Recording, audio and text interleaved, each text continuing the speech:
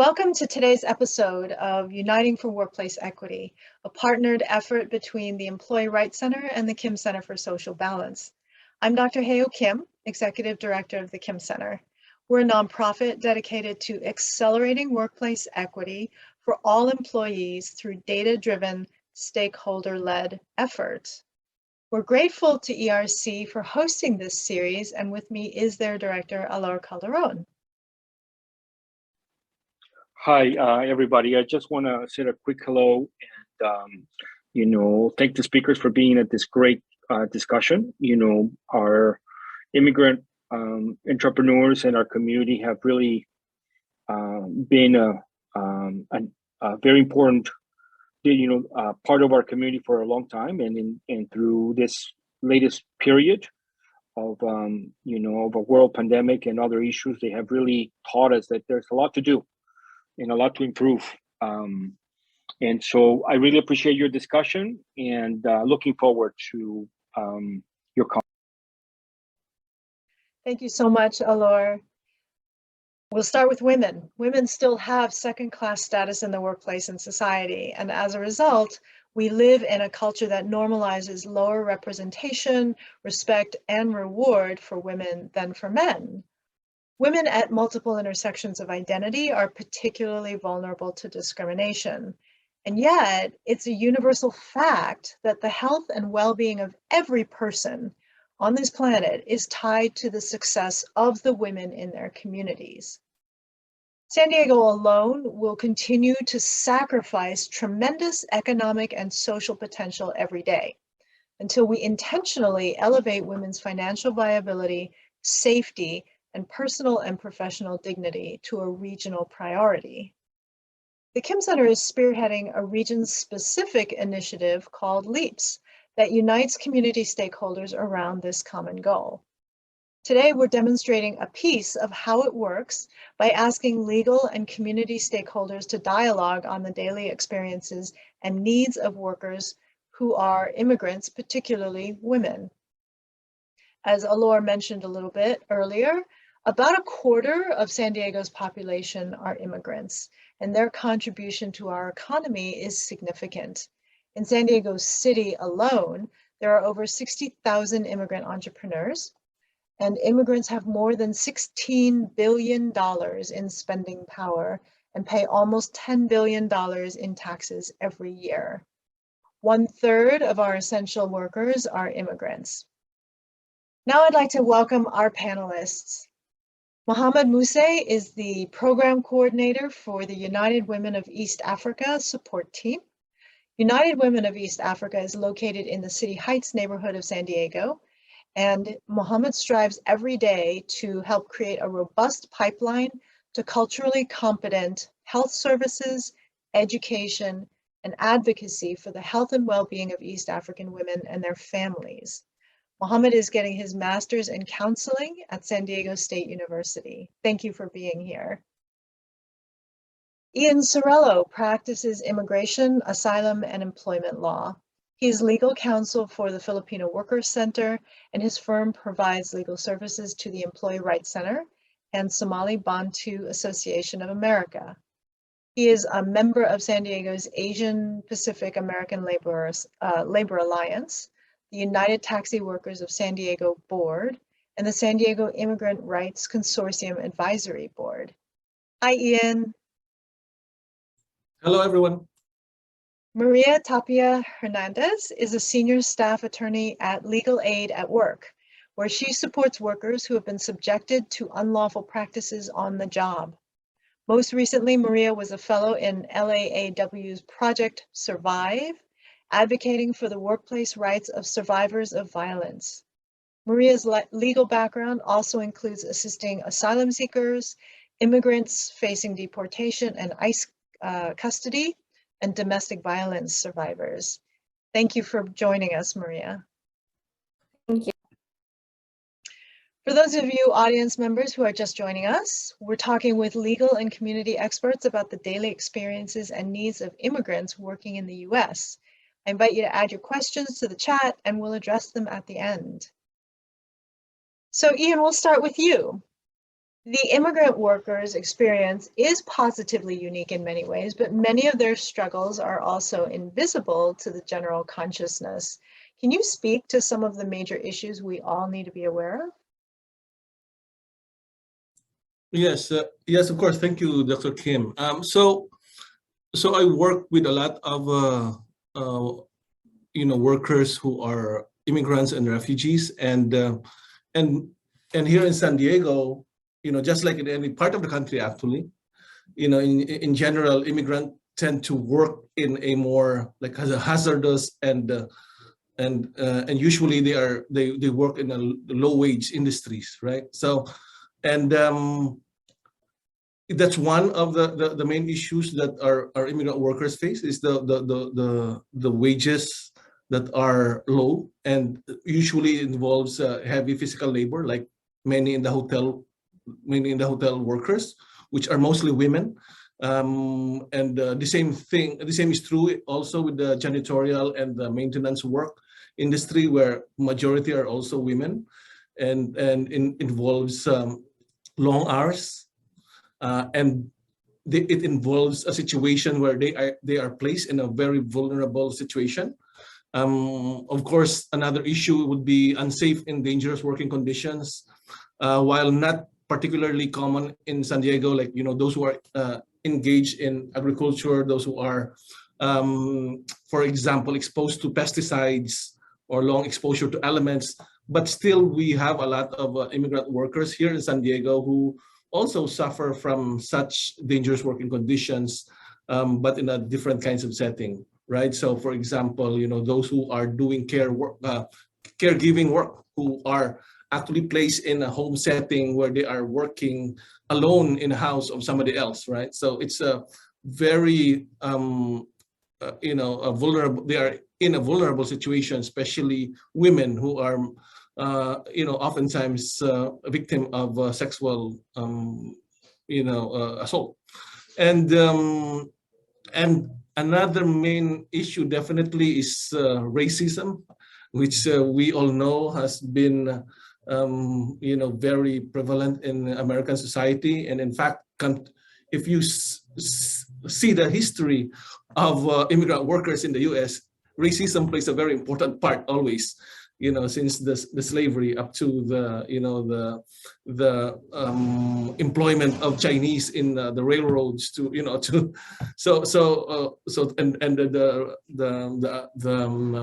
Latinos and the Filipinos and Asians and in agriculture. So it all the common theme is always that racism still plays a big part in those situations. And I think that's, for now, I'll start with those, but I guess our other speakers also have other things to add as well. Yes, thank you, Ian. Would anybody else like to comment? Yeah, I thank you, Ian. Following along, I really definitely see all of those same issues for immigrant workers, particularly domestic workers, and the idea of, I see it, I broke it down to like 4 big areas. You're thinking, misclassifications, which leads to wage theft. So, the long hours without the correct pay, being paid under the table, the threats of, we're going to pay you this amount because you really aren't supposed to be working anyway. So accept this, right? You should be happy that it's something. The discrimination and harassment, which can take a lot of forms. Sometimes it's overt, and sometimes it doesn't feel as overt. It's an employer asking, why did you give me an employment authorization card instead of a passport or instead of your social security number card? So, those types of issues that aren't as overt as someone saying, I hate these type of people, right? And so, but still, that puts fear into immigrant workers, where like, why are they asking me for more documents? Why aren't they accepting these? Why aren't they, and so that's a huge obstacle. And then as Ian so greatly pointed out, the unsafe working conditions. So, and then in two aspects, issues with equipment, issues with chemicals, issues with just like physically those type of unsafe conditions, but also for workers such as domestic workers, the idea of being put in vulnerable situations, such as in someone's home, you know, not so much as Ian pointed out in San Diego, but maybe in some of the rural parts of San Diego, field workers are often, unfortunately, victims of sexual assaults. Something not as common, but we're seeing more and more now, truck drivers. So there's good money in the truck driving industry, and women have been wanting to break into that field, and it can become very, very dangerous for a woman as well. And so I think there are issues that I think all workers face in one way or another, but in particular, as we mentioned, there's just this heightened vulnerability for immigrant workers because people believe they won't step up, they won't speak out, they don't know their rights, and the misconception that immigrant workers don't have the same rights as all other workers, which we all know is not the case, but unfortunately is the narrative. Yeah, and just to add on, go ahead. Just to add on to what both of them said, there's a lot of discrimination going on, a lot of racism going on, and it's not fair. You know, they'll rather give like someone, like if they see someone in, like people of color, they don't want to give opportunities to them. I've seen a lot of people that are in higher power that are just strictly white people, you know, just to be straightforward. Like you will never see like a black person or an Asian person. Like you'll hardly see them, or a Mexican person, someone like in charge, you know, and they make it so difficult for refugees, you know, that don't know how to speak the language. Like they could beat around the bush. They could be like, okay, we're gonna pay you $15 an hour, you know, that's what you deserve.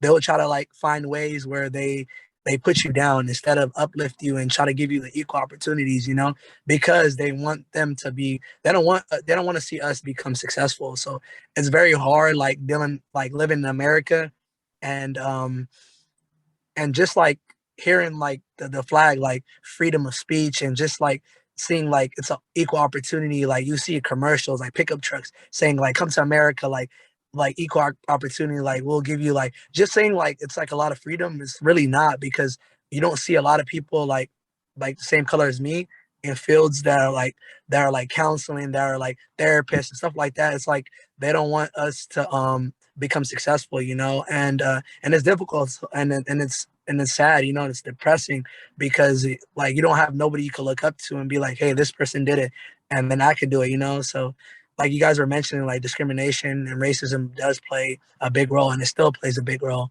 So yeah, thank you.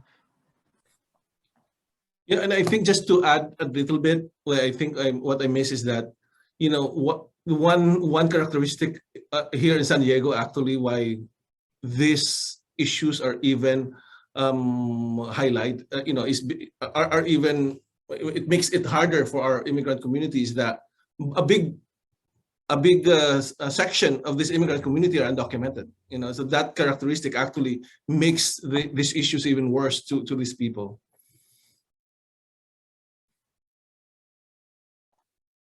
Thank you all for speaking to those issues. And these are things that we hear about, but often in passing. So to hear them all in one response, one collective response, is eye-opening.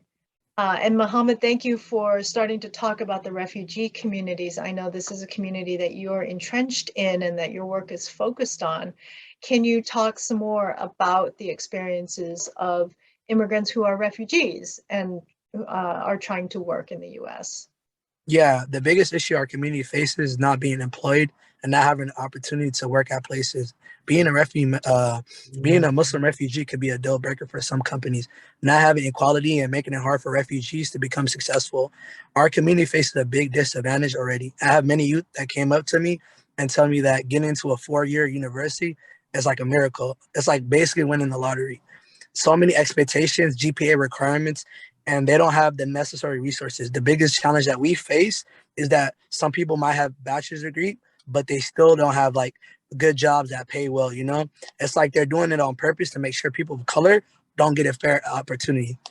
Refugees often turn into spiritual healers or trusted community members to aid them with health difficulties instead of mental health professionals.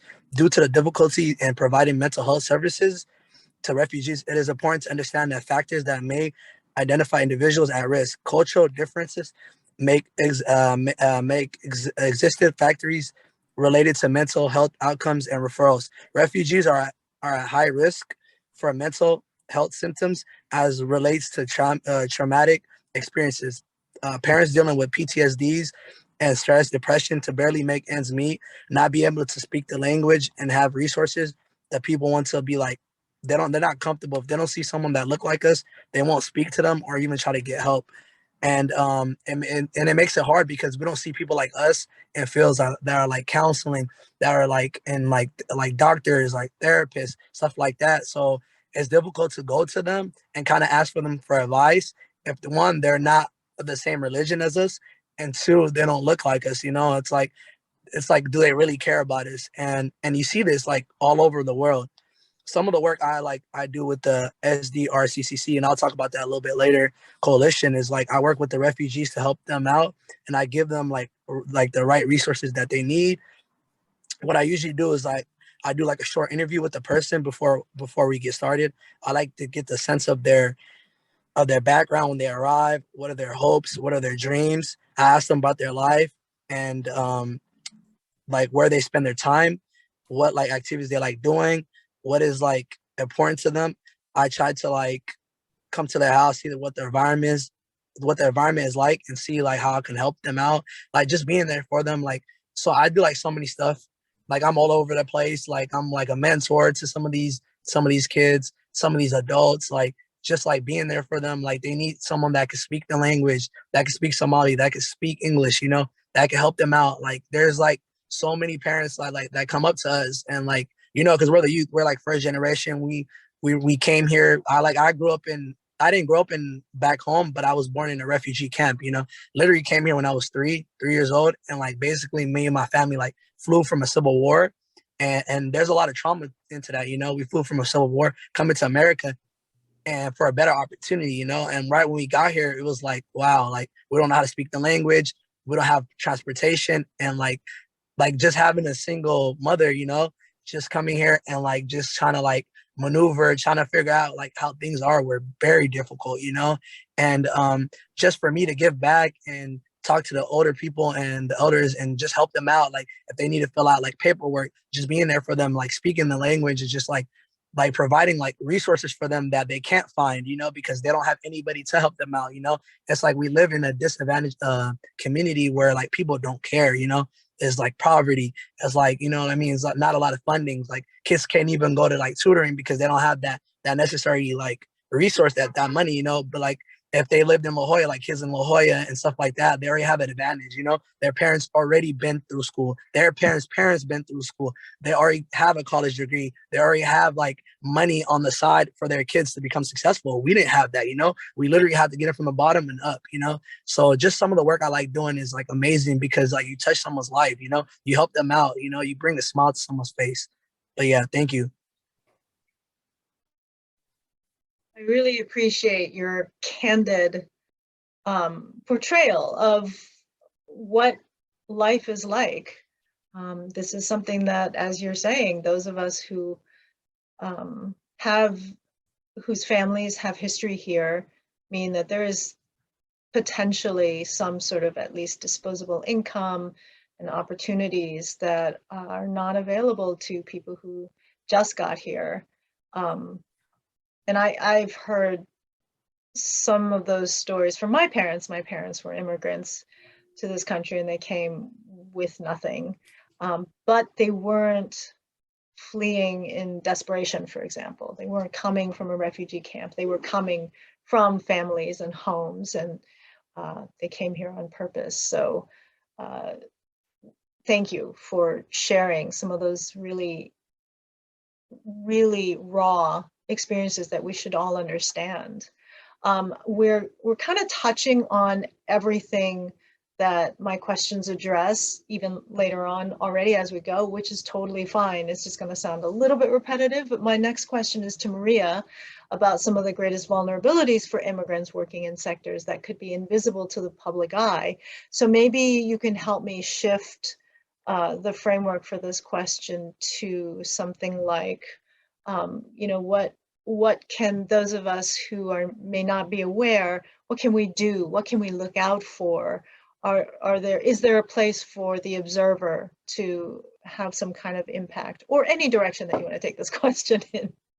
Yeah, so yeah, a lot of what we touched upon earlier, I think plays into this question, to answer this question.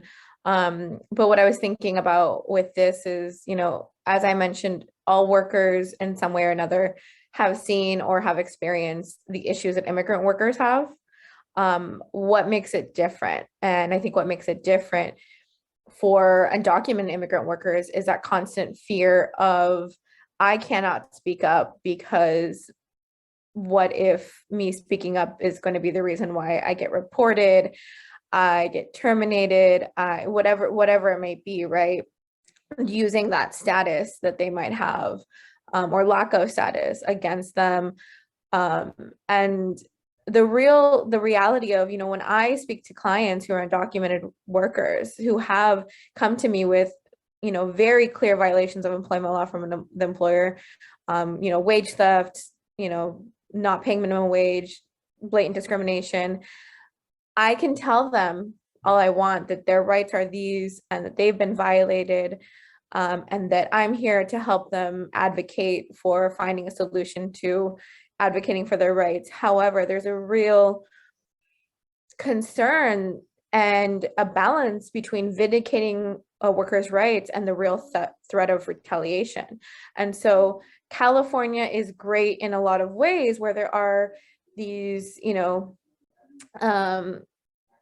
codified laws that basically, prohibit employers or agents of the employer from threatening to calling immigration on an employee or their family, the threat of losing a business license if someone does, possible penal code violations. So there are real codified protections, but the reality is we can never stop an employer from doing that.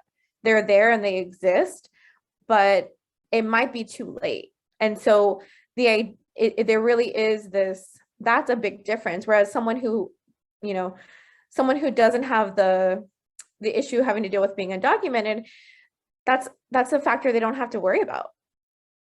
They might have to worry about being terminated, but okay, if they're terminated for coming forward, well, then that's another claim we can add to their case, right? But these workers have that extra worry of, okay, I do want to speak up. I do want to exercise my rights, but is my employer someone who's going to call immigration? Is my employer someone who's going to report my family? And while, okay, they might get slapped with, a business license being revoked, or something similar, or, other violations, the damage has already been done, right? And so I think that's a huge issue and something that, you often hear people say, well, then why didn't they speak up? Why didn't they speak up? Why didn't they say something? And it's typical victim blaming, right? Which really doesn't get anyone very far. And I think as like a bystander, as someone, watching, changing that narrative and understanding that perspective of wanting to speak up, but that fear, right? And then, the idea that if you see something, say something. So if you do have status, if you, come forward, if you see your coworker, a supervisor discriminating against an immigrant worker, giving them a harder time, making fun of their language, some of these things that we see that aren't, well, they didn't do anything bad to them. They just were making fun of them. It was just a joke, right?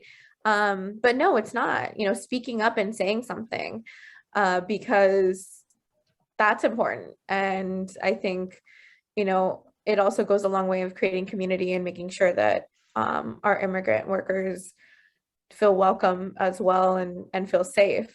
So trying to create a safe environment for them. But, it can be difficult trying to balance that vindicating your rights and the real threat of retaliation. So it's a factor that I think other workers who face workplace violations don't have to think about. Yes, thank you so much, Maria. I'm just going to take a moment to address those of you who may just be joining us.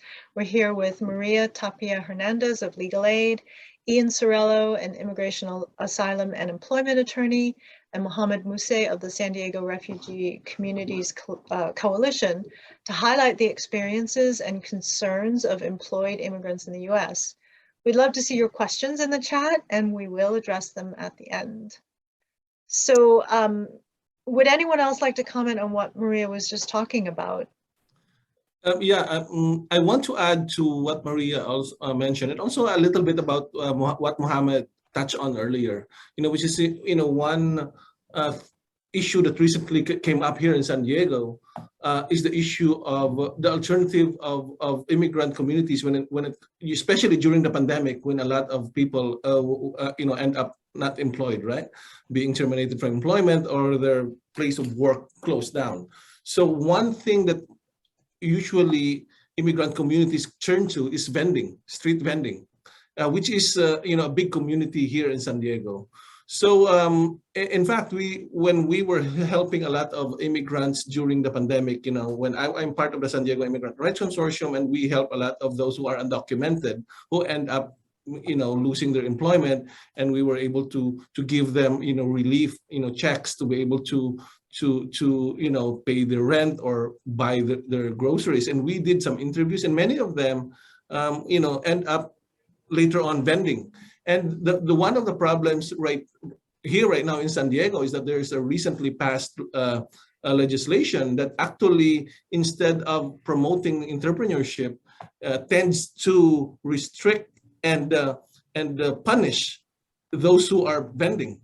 Okay, so the city council passed this local legislation in line with the state law, which is the SB 946, that supposedly decriminalizes vending and encourages entrepreneurship. But the version here in San Diego is that it's very punitive, very prohibitive, very restrictive to our vending community.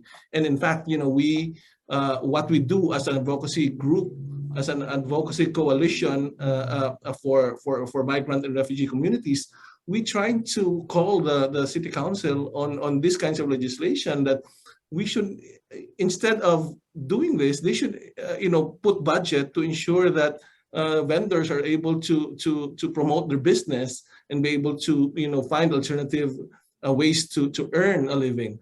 So and that's one other layer also that immigrants face, when it comes to this type of business, which are mostly done by our community. Just to add on to what Maria was saying, like I've seen it too, like at workplaces, like people will make fun of other people and like how they talk and stuff like that. And as soon as the person knows and finds out, like someone could hold something in for like so long, and then once they like burst out or they say something out of like anger, then that's when they'll be like, okay, then it's your why is this an angry black man? Why is this angry? You know what I mean? So they start blaming you instead of them when they're the ones that caused the problem. And it's sad too. Like there's people that don't know the rules, that don't know the laws. So people will try to walk over you. They'll try to do something. They'll even try to like manipulate you. They'll try to do something to you because they know that you won't do nothing to them. So that's what's great about us, that we're there for the people and we can help. We're like the voice for them, and we can speak up for them because we know that we might not lose our job. We know the laws. And this goes back to like an incident at SDSU too. Like there's so many racist comments, so many racist professors. And like, I remember during the pandemic, I went ahead and like did a petition. Like I didn't have to do all that, but I was like, you know what? Like I'm going to speak up for my people, because I know what's right and what's wrong. I know that the school has to protect their students, so stuff like that. And there's like so much that we could do, and it goes back to us too. Like we have feelings, like we have a heart, and we can't take on so much, so it's great if someone else could step up, and someone else could be like, hey, what you're doing is not right, you know what I mean? And if everybody comes as one, then it'll be more better than you just fighting on your own. So Maria, you did have a great point. I just wanted to say that. Thank you guys. Thank you, Mohamed. Ian, did you have a comment to that? Yeah, I think that's very important. You know what Mohammed and Maria, highlighted, right? Just to ensure that if we stay silent in the face of this subtle and sometimes very overt racism, we in effect are a party to a system that promotes and encourages it. So yeah, we should speak out. We should make sure that and this is not only happening in the workplace, right? This is happening in all spaces where we are in, and it's really important to be able to provide that support, especially among immigrant communities.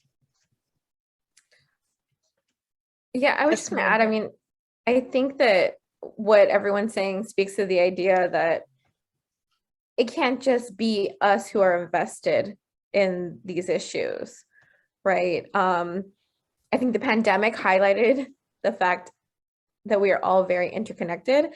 Our success, the ability for all of us to thrive is interconnected. When a portion of the population cannot or does not, that's an issue, right? And so, as Ian mentioned, I mean, there you had a whole section of the population who was undocumented, who was laid off of work, who could not collect unemployment insurance. And what are they supposed to do? And so I think the idea that we have to get all players invested in, and all parties invested in workers thriving, all workers thriving, female workers thriving, immigrant workers being able to thrive in the workplace. And that includes employers. So, we talked a little bit about language issues. So what incentive does an employer have to, if they have an immigrant workforce that doesn't speak English, to have materials that aren't solely in English, right? I mean, there is a requirement that some policies have to be in another language if there's a certain number of employees. But what if you're not? I mean, what if you have one or two employees that speak another language and you just are going to ignore the fact that they don't understand your policies, your handbook? What does that really say about you? And what does that say about the workplace? That you're not going to do it just because you're not obligated to under the law. I think the idea of making sure that all parties, including employers, are invested in, having all workers thrive, right? Like I said, I think we really saw this highlighted during the pandemic. Workers were hurting, and because workers were hurting, employers were hurting. And so we are just so interconnected that I think it's important that all parties realize that. Yes, that is an extremely important point, is that what affects one party affects the others. And we're seeing that now, the consequences of that now with all the great resignation. And, if employers were asking before the pandemic, what's in it for me? They're certainly getting the answer right now of what isn't in it for you if you don't pay attention to these issues. And I was planning to ask this question to Mohamed at the end of what stakeholder groups are working effectively together and to support the rights and interests of employed refugees, their communities, and immigrants as a whole, and who else needs to be at the table. So should we just launch further into that question? Yeah. Ian, you're not. Oh, yes. Go ahead, Mohamed. Okay, yeah, I can go. So I'm working with the San Diego Refugee Communities Coalition with Asma and Frida. They're from UC San Diego Refugee Health Unit. We have a cohort, and it's called the Young Leader Council. We have different people from different organizations. We meet twice a month on Fridays, and we talk about systems. Like, for example, we talk about the education system, the employment, and there was a point in time, our community, that suffered a big loss. We lost about 14 young men in the community in a short period of time. Now it's hard to pinpoint. Sorry, there's a lot of noise in the background. All right, it's gone now. We lost about 14 young men in the community, and in a short period of time. Now it's hard to pinpoint the exact cause of what happened in the community, but part of it could be depression, lack of employment, substance abuse, isolation. We also looked at those having trouble with substance abuse in the community, and about 90% of them are male. We have seen an overall rise in young men entering the justice system, the jail system, and like on the path to like going to prison. Something needed to be like done for these young men. We engaged like the young men through like every step of the process, building like a trustful relationship with them. The community like stressed like one key issue they faced. It was a lack of place where that wasn't like a hookah lounge or a drug infested local park. So in the response, like we created like a hub, a place that is open for young men on weekends and evenings, and even sometimes like late at night, where they could come and be themselves. We also partnered with like the YMCA, the Croc, to give them like gym nights where like those are for the kids that are like in high school. Also for the older kids, like the younger kids from like high school, they go to the Croc Center, John Croc Center. I don't know if you guys heard of it. And then for the older kids, they go to the YMCA, like 18 and up. So like they play basketball, they release stress, and like they're just themselves. They hang out with their friends.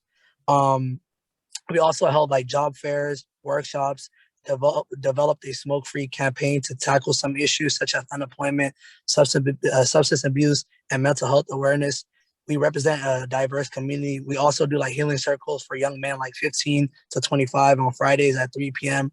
We discuss problems, concerns, way to deal with stress, anxiety. We have like a high school program called Journey Through Success to help students like achieve their goals, get them to college, get them to these 4 years where they could get a good job, where they could get a good degree and make it work, and they could be like they could be the breadwinners for their families. Also, we do like group activities, like workshops to build these young men. We host like hiking events, like beach days. And we've been hearing that the community members been asking for more events. I like to say that we built like a community within the community. These young men have built like companionships. We make sure that the community ensures that they get access to like mental health, other support systems, and meet their needs as a community, that they have been exposed to like multiple traumas. Like I've seen people like that have been on drugs and stuff like that. And the reason why they're on drugs is not because they want to be on drugs, it's because they probably lost a job. They probably don't have someone to be there for them, like coaching them throughout the time, like motivating them, like getting them off of that, you know. And it's hard because they see that this country is not made for them, like to be real, you know.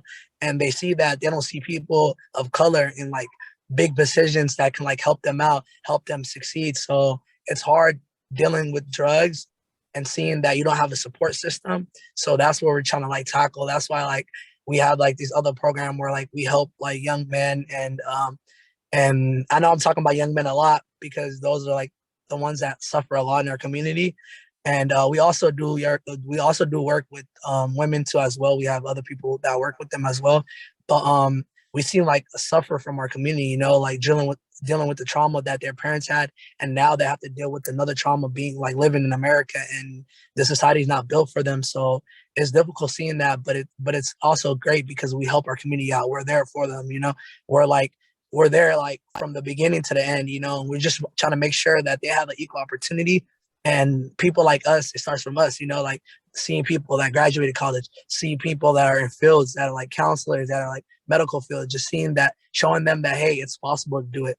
But yeah, thank you so much. Thank you, Mohamed. Would anyone else like to comment in that vein? I mean, we've got two lawyers, and then we have somebody who's in the thick of it on the program level. So clearly we have stakeholders. We kind of know who the obvious stakeholders are. Are there other stakeholders that should be at the table, that should be in this conversation? And how does that, you know, how does that conversation work?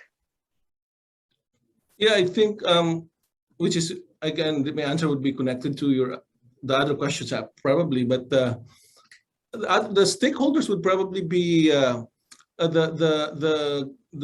greater labor movement, right?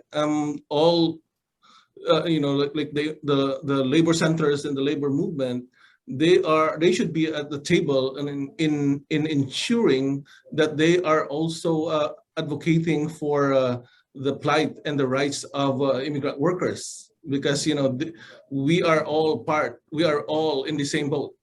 and it's just a you know, it's a must for the labor movement to be part of this. And I think that's what I'm seeing on the ground, right? You know, you can see labor unions, you can see labor centers joining hands with nonprofit immigrant rights groups in ensuring that legislation that supports immigrant communities are passed. You know, legislation that targets the undocumented, that provides relief to the undocumented community. Those are actually beneficial to the working sector, the immigrant, undocumented, you know, the undocumented immigrants.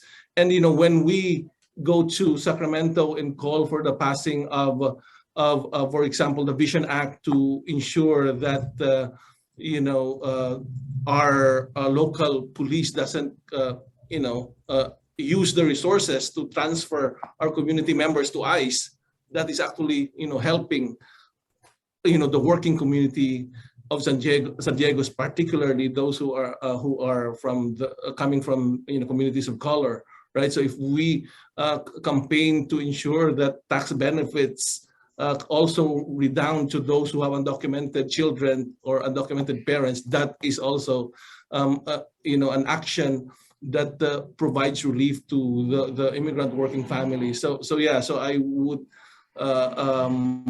I commend the labor unions, the labor centers in their efforts, in their action to actually, you know, be marching and advocating together with all the advocacy groups that focus on the immigrant and refugee communities. Thank you, Ian. Maria, would you like to expound any further on that, on what either of them have said? Yeah, I mean, I think everyone brought up groups or stakeholders that maybe on first glance you wouldn't necessarily think are so connected, right? But I think that's an important point. And I think it's something that I know when I first went into the workers' rights field, the idea that, you know, and the fact that we're just so interconnected, right? So especially in workplaces, you see it on a micro level. If an employer, if a company is going to take advantage and break employment law for one sector of workers, for one worker, right? They're going to do it for everybody. That's just the way it's going to be. And allowing a certain group of individuals, whether it be immigrant workers, female workers, to bear the burden of these violations in the workplace, ultimately it's going to trickle down to every person. And so I think that's the important view. And I think until we can get employers and some of the larger, more invested stakeholders to do the right thing, an important stakeholder, as I think was mentioned, is going to be government. And their responsibility to protect those who do not have the resources that large corporations have, right? And so having local government, I think Ian made a great point with some of the ordinances right now, that instead of helping small local entrepreneurs provide, you know, a legal income and support for themselves and their family, have made it more difficult.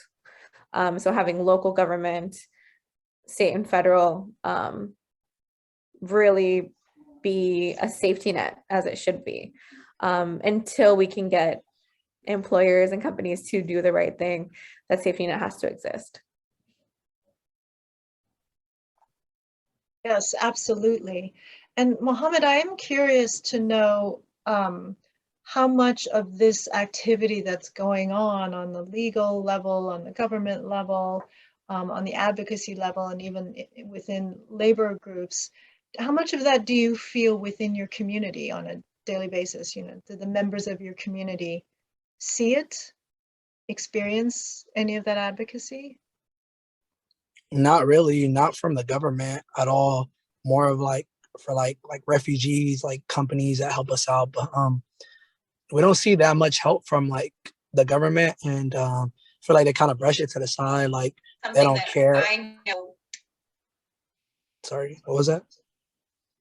I think we had an interruption. Go ahead. Oh, okay. Yeah, like they kind of like brush it to the side, like it's not as important as other stuff going on.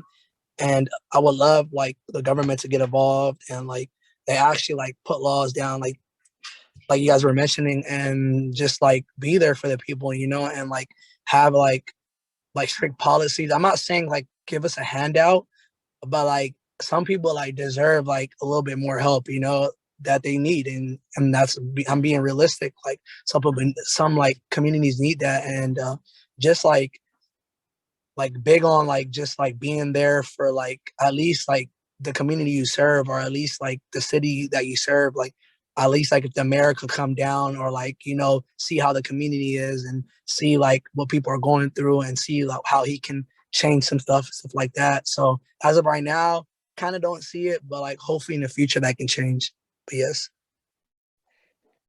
Well, what kinds of conversations, and this is sort of a question for all of you, what kinds of events or encounters or arrangements can bring, let's say, government and communities closer together? It kind of seems like Ian and Maria, the work that you're doing, you're the conduits.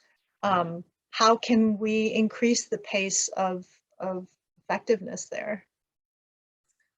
Yeah, I mean, Mohammed brings up a good point. And, you know, I think too, the protections that are already in place and some of the, I won't call them benefits, but resources and things that our public can tap into, that the government does provide, or programs that they do provide, that no one is tapping into for various reasons. And so even what's already existing isn't being used because no one can get in touch with the EDD. What have we heard for the last 2 years? Who's been able to get in touch with the EDD? Who understands why they're getting denied benefits until they come to someone like Ian or myself? And there has to be a change there. We spoke about women in particular. Low-wage women do not take paid family leave and state disability insurance like their counterparts in higher wage jobs do, because they do not know it exists, because their employer hasn't given them the reassurances that they can, and their job will be there. And so these programs that are available, these resources that are available to all workers, are being accessed by the highest wage workers with the most education, the ones who might not need it actually. And so there is, this idea that these agencies have to kind of open their doors in a sense and stop hiding behind, a phone system that's not being answered, basically an antiquated system. And so, it's not, I enjoy doing outreach and I enjoy informing workers of their rights, but at some point, these agencies have to take a stake in it and also get out into the community in a meaningful way and interact with those that they need to reach and that need their services. Yeah, this has been an amazing start to the conversation. I know we've only touched the tip of the iceberg. I just want to close with a response to a comment that Mohamed made about asking for handouts. That is the concept behind equity, and it is inequities entrenched in our cultural, it's entrenched in sort of every culture on the globe actually, but the idea of equity is to bring fairness to populations that historically have been marginalized, have been mistreated, and under-respected and underrepresented. It's not reverse discrimination. It's not a handout. It's not anything extra. It's making up for the historical wrongs that have been inflicted on these populations. And unfortunately, those newly coming into the country simply are experiencing what's already been here. So I thank you all so very much for being straightforward, for being honest, for helping us understand at least a little bit more of the culture and the experiences of immigrant/refugee workers in this country, and where our work toward improving those situations has to go. I also want to thank our participants for generously sharing your time and your insights, and to our audience for joining us. This has been an episode of Uniting for Workplace Equity. We hope you'll like and share this post and add your questions or thoughts in the comments. We will respond. And then please join us on the third Tuesday of June for our next panel. It'll be part 2 of this mini series about equity for immigrant workers. Have a great day.